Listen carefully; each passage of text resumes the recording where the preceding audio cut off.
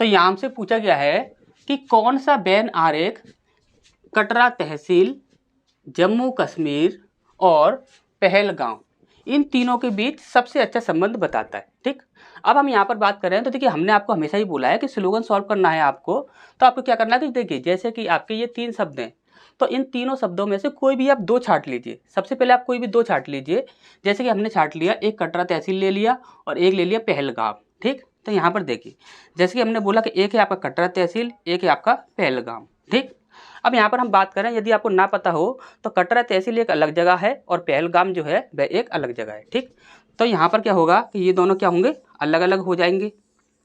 ठीक, अब यहाँ पर यदि हम बात करें जम्मू कश्मीर की, एक ये शब्द हमारा रह जाता है। तो यदि हम जम्मू कश्मीर की बात करें तो आपको पता होना चाहिए कि जम्मू कश्मीर जो होता है उसी के अंदर का एरिया होता है कटरा तहसील और पहलगाम, यानी कि जम्मू कश्मीर का ये पूरा ही सर्कल है, ये कटरा तहसील और ये पहलगाम। ठीक, तो इस प्रकार से आपका ये बन जाएगा। तो यहाँ पर आपका सही ऑप्शन क्या हो जाएगा, डी। ठीक, तो नेक्स्ट क्वेश्चन की ओर बढ़ते हैं। इसका नेक्स्ट प्रश्न हमारे यहाँ पर देखिए, यहाँ पर बोला गया है, एक कथन दिया गया है। सबसे पहला बोला गया है सभी एन क्यू हैं, सभी जो एन जो हैं, सभी के सभी जो एन हैं वो क्या हैं, क्यू हैं। ठीक, सभी के सभी जो एन हैं वो क्या हैं, क्यू हैं। अब इसके बाद बोला गया है कुछ एच क्यू हैं, कुछ एच हैं जो ऐसे जो कि क्या हैं, क्यू हैं। अब ये कुछ वाला हिस्सा आपको दिख रहा होगा। ठीक, अब यहाँ पर देखिए निष्कर्ष दिए गए हैं। सबसे पहला बोला गया है कुछ क्यू एन है, कुछ क्यू जो है वो एन है। अब क्यू का हिस्सा पूरा है ये। ठीक, पूरा सर्कल जो है वह क्यू का है। यहाँ पर पूरा ही सर्कल जो है वह यदि क्यू का है और यहाँ पर बोला गया है कुछ क्यू जो है वह एन है, तो कुछ क्यू जो है वह एन है, ये बात बिल्कुल सही हो जाएगी। क्यों, क्योंकि ये पूरा के पूरा जो सर्कल है ये किसका है, क्यू का है, और क्यू के पूरे सर्कल में से कुछ हिस्सा ऐसा है जो कि क्या है, एन है। तो हम यहाँ कह सकते हैं कुछ क्यू जो है वह एन है। ठीक, तो ये आपका बिल्कुल सही हो जाएगा। ठीक, इसका दूसरा है आपका बोला गया है कुछ क्यू एच हैं, कुछ क्यू जो हैं वह एच हैं। ठीक, तो देखिए एच क्यू का हिस्सा ये वाला और एच का हिस्सा ये वाला, देखिए कुछ हिस्सा यहाँ पर आपका मिल रहा है, तो यहाँ पर हम कह सकते हैं कुछ क्यू जो हैं वह एच है। ठीक, अब इसके बाद बोला गया है तीसरा कुछ एन, देखिए यहाँ पर एच होगा। ठीक, यहाँ पर क्या है, ये एच है, कुछ एन एच हैं। ठीक, तो देखिए कुछ एन जो हैं वह एच हैं, तो ये हम बिल्कुल भी नहीं कह सकते। हाँ, हम ये कह सकते हैं कि कुछ क्यू जो हैं वो एच हैं, लेकिन हम ये नहीं कह सकते कुछ एन जो हैं वह एच हैं। ठीक, तो ये आपका क्या हो जाएगा, गलत हो जाएगा। ठीक, तो यहाँ पर देखेंगे तो यहाँ पर आपका पहला और दूसरा सही है, तो यहाँ पर देखेंगे तो पहला और दूसरा ये हमारे यहाँ पर सही हो जाएगा। ठीक, तो नेक्स्ट क्वेश्चन की ओर बढ़ते हैं। इसका नेक्स्ट प्रश्न है हमारे यहाँ पर, देखिए यहाँ पर बोला गया है कि एक निश्चित कोड भाषा में इसको ये लिखा जाता है तथा इसको ये लिखा जाता है, तो इसको किस प्रकार से लिखा जाएगा, ये हमसे यहाँ पर पूछा गया है। ठीक, अब यहाँ पर देखिए इसको चेक कीजिए या इसको चेक कीजिए, किसी को भी चेक कर लीजिए, बात एक ही है। ठीक, जैसे कि हम यहाँ पर इसी को चेक कर लें तो देखिए आर कितने पर आता है आपका, 18 पर आता है, यू कितने पर आता है तो 21 पर आता है, एन कितने पर आता है तो 14 पर आता है। ठीक, अब यहाँ पर आप देखोगे तो 8 और 2 10 और 3 13 की 3 हासिल लगी 1 2 और 1 3 और 1 4 और 1 5, यानी कि हमने क्या किया, सबको ऐड कर लिया, सबकी जो प्लेस वैल्यू है उसे हमने ऐड कर लिया, हमारा कितना आया 53। अब यहाँ पर देखिए यहाँ पर आपका 53 है और यहाँ पर कितना है 159। यहाँ पर कितने आपके अल्फ़ाबेट है 1 2 3, तो आप 3 से यहाँ पर इंटू कर दीजिए, 3 तिया 9 और 5 तिया 15, बन गया आपका 159। ठीक, इसी प्रकार से आपको यहाँ पर भी करना होगा। सी कितने पर आता है, 3 पर आता है, एल कितने पर आता है 12 पर, ओ 15 पर, U 21 पर, D 4 पर। ठीक, यहाँ पर आप देखोगे तो 5 और 5 10, 3 13 और 5 15, 2 और 1 3 और 1 4 और 1 5। यहाँ पर कितने अल्फ़ाबेट हैं तो 1 2 3 4 5, तो 5 से हम इंटू कर देंगे, 5 25 की 5 हासिल लगी 2, 5 25 और 2 27। ठीक, यानी कितना हो जाएगा 279। तो 275 कहाँ पर है तो 275 यहाँ पर है। ठीक, तो नेक्स्ट क्वेश्चन की ओर बढ़ते हैं। इसका नेक्स्ट प्रश्न है हमारे यहाँ पर, देखिए यहाँ पर बोला गया है, एक कथन दिया गया है कई संगठनों ने परीक्षाओं के ऑनलाइन मोड को अपना लिया है। यानी कि काफ़ी सारे ऐसे संगठन हैं जिन्होंने ऑनलाइन परीक्षा जो हो रही है इसी प्रकार से ऑनलाइन परीक्षा कराना स्टार्ट कर दिया है। ठीक, अब ऐसा क्यों किया गया है ये हमें यहाँ पर बताना है। ठीक, यहाँ पर धारणाएं दी गई हैं। सबसे पहली धारणा है, देश के सभी हिस्सों के उम्मीदवार कंप्यूटर का उपयोग करने में पारंगत हो सकते हैं। क्या बोला है? पारंगत हो सकते हैं। अब यहाँ पर एक बात ध्यान से समझिएगा, ऑनलाइन परीक्षा कराई जा रही है, जितने भी कैंडिडेट हैं जो कि फॉर्म भर रहे हैं, जैसे कि आपकी मान के चलिए कि एक नई भर्ती आई और उस भर्ती में क्या है कि ऑनलाइन परीक्षा होनी है। यदि आपसे बोला जाए कि आपके लिए एक भर्ती आई है, आपको ये ऑनलाइन एग्ज़ाम देना होगा इसका, तो आप यदि एग्ज़ाम देने जाओगे तो उससे पहले ही आप ये समझ लोगे कि हमें कंप्यूटर चलाना आता है या नहीं।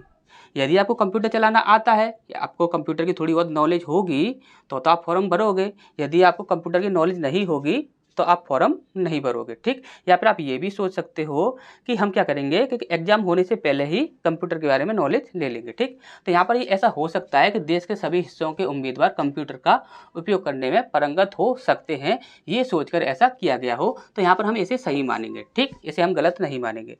इसके बाद दूसरा है यहाँ पर आपका, परीक्षाओं का ऑनलाइन तरीका अधिक सक्षम कर्मचारियों का चयन करने में मदद करता है। ठीक, देखिए ये बात आपकी बिल्कुल ही गलत हो जाएगी। क्या हो जाएगी? गलत हो जाएगी। क्यों गलत हो जाएगी? ध्यान से समझिएगा। यहाँ पर पहले क्या था कि ऑफलाइन एग्जाम हुआ करते थे और अभी क्या है कि ऑनलाइन एग्जाम हो रहे हैं। यदि ऑनलाइन एग्जाम हो रहे हैं और ऑफलाइन एग्जाम यदि पहले हुआ करते थे तो जितने भी पुराने समय में जो स्टूडेंट जो थे, जो कैंडिडेट जो थे, वो एग्ज़ाम देते थे तो वो क्या सब बुद्धू होते थे? वो सब बुद्धू नहीं होते थे। अगर वो बुद्धू होते तो वो नौकरी नहीं पा लेते। उस टाइम पर भी एग्ज़ाम होता था, इस टाइम पर भी एग्ज़ाम होता है। जो इंसान नॉलेज रखता है तो चाहे उससे ऑफलाइन एग्ज़ाम करवाइए चाहे ऑनलाइन एग्ज़ाम करवाइए, उसे चाहे कैसे भी एग्ज़ाम करवाइए वो हमेशा ही पास होगा। और जो इंसान यहाँ पर मान के चलिए जिसके पास नॉलेज है ही नहीं एग्ज़ाम को क्लियर करने के लिए, तो वहाँ पर देखिए यदि आपसे उससे ऑनलाइन एग्ज़ाम करा लिया ना, तो यदि वो फेल हो गया तो वह यही बोलेगा कि सर ऑनलाइन में देखने में दिक्कत हो रही थी, आँखों पे रोशनी पड़ रही थी, या फिर कुछ और बोलेगा, या फिर बोलेगा कंप्यूटर चलाने में दिक्कत हो रही थी, या फिर हमें कंप्यूटर की नॉलेज नहीं थी। समझ रहे हो? तो काफ़ी सारी ऐसी बातें बोल देगा। जब उसके पास नॉलेज है ही नहीं तो वो एग्ज़ाम कैसे निकाल देगा? समझ रहे हो? तो यहाँ पर चाहे उससे ऑनलाइन एग्ज़ाम करवाइए चाहे ऑफलाइन एग्ज़ाम करवाइए, यदि उसके पास नॉलेज नहीं है तो वो एग्ज़ाम कभी भी क्लियर नहीं कर सकता।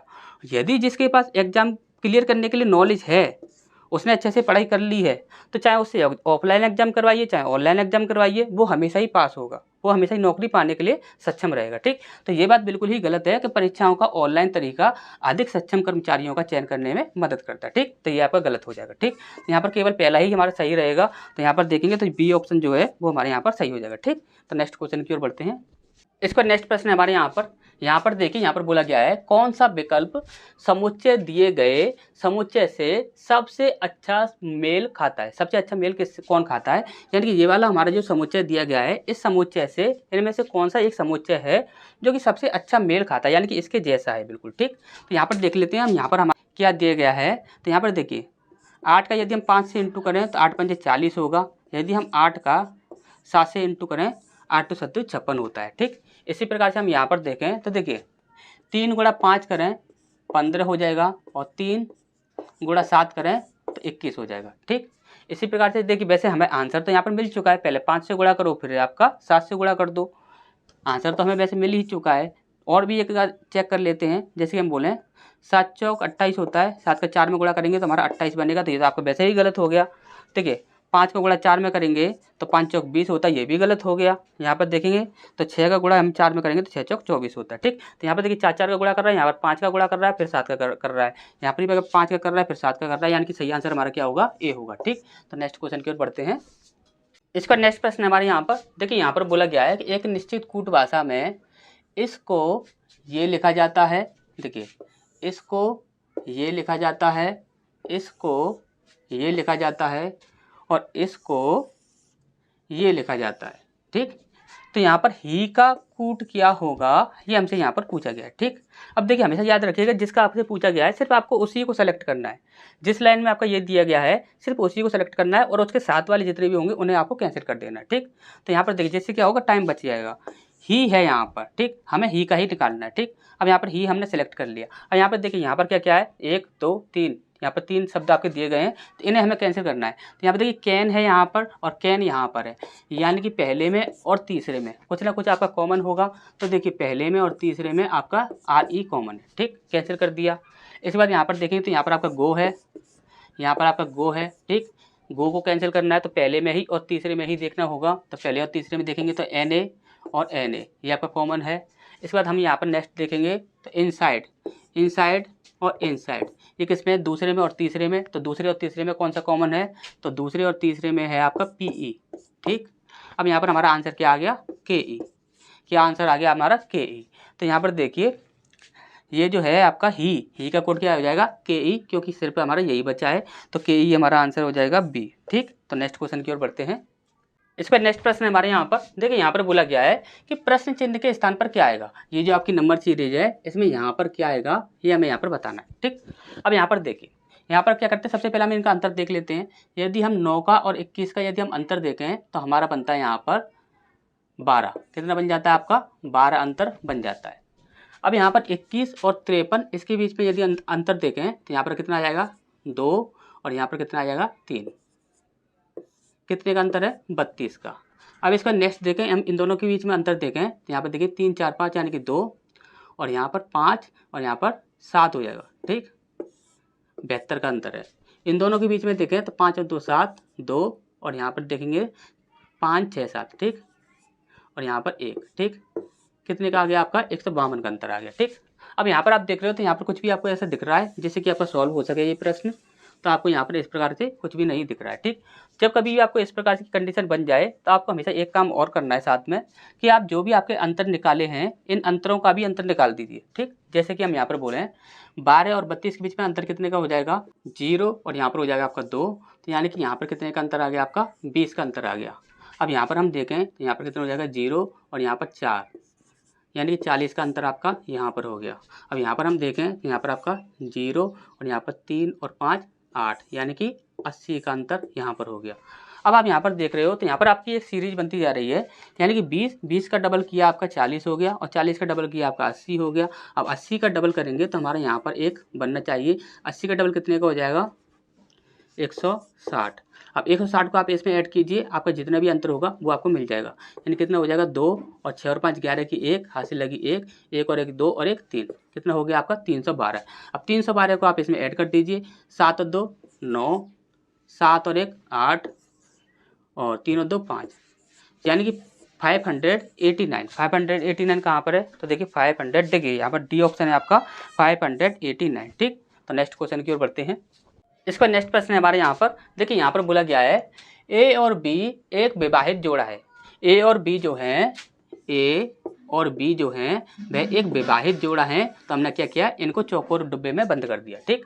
इसके बाद यहाँ पर बोला गया है C और D भाई हैं। C और D भाई हैं, तो यहाँ पर D और C तो यहाँ पर कोई भी है नहीं, तो यहाँ इसे छोड़ देते हैं, ठीक। इसके बाद आपका C A का भाई है। C जो है वह A का भाई है, तो C भाई है, ठीक। और यहाँ पर बोला गया था C और D भाई हैं, C और इसके साथ D भी आ जाएगा।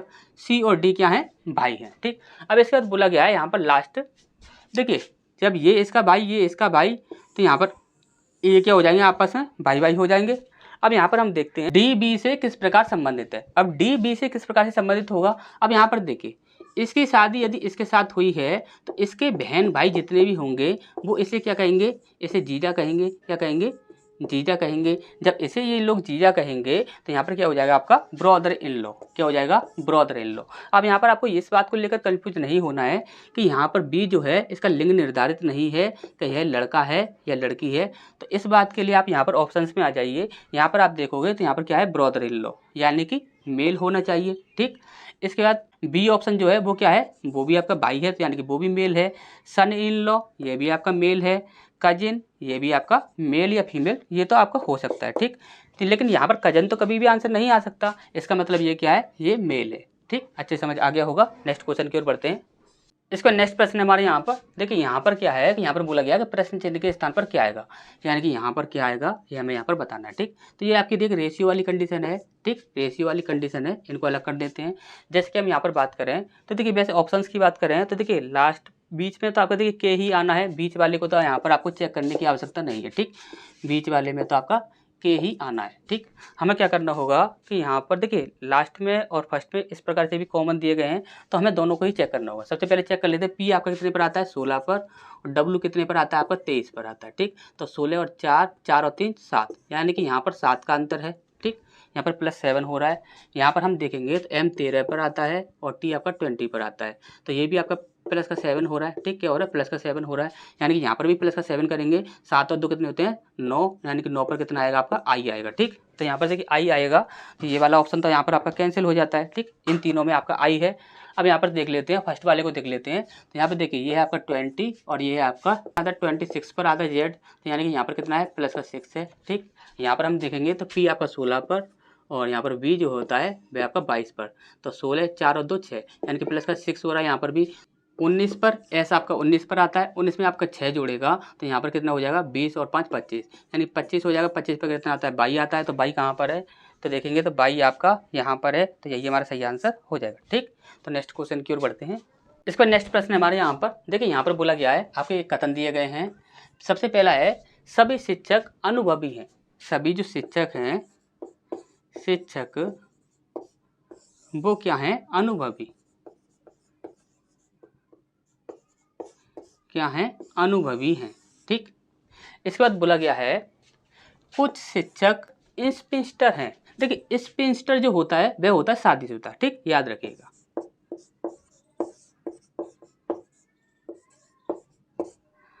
तो कुछ शिक्षक ऐसे हैं जो कि क्या हैं स्पिंस्टर हैं। यहाँ पर देखते हैं तो यहाँ पर देखिए कुछ वाला ये हिस्सा आपको दिख रहा होगा।